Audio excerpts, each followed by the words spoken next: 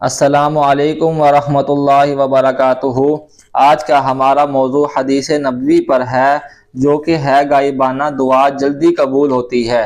ان اسرع الدعاء اجابۃ دعوۃ غائب لغائب، بے شک دعا جلدی قبول ہونے کے لحاظ سے غائب کی دعا غائب کے لیے ہے۔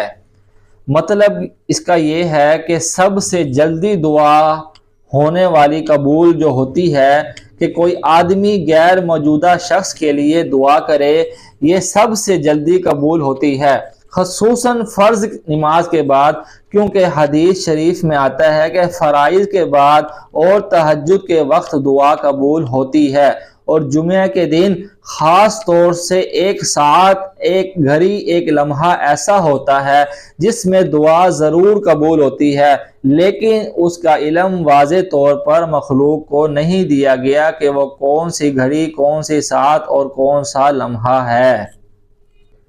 جمعے کی ساعت، گھڑی، لمحہ یعنی وہ جس میں دعا قبول ہوتی ہے، اس میں چونکہ احادیث مختلف ہیں، اس لیے علماء کے اس میں 40 سے زائد اقوال ہیں۔ ان میں 2 قول زیادہ راجح ہیں۔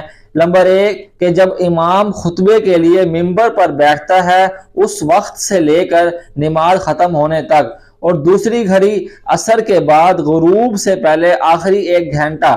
بہرحال اگر کوئی دعا کے لیے کہے تو اس کے لیے بعد میں بھی دعا کرتے رہنا چاہیے جب وہ موجود نہ ہوتا، کہ مقصد دعا کا حاصل ہو جائے، یعنی قبول ہو جائے۔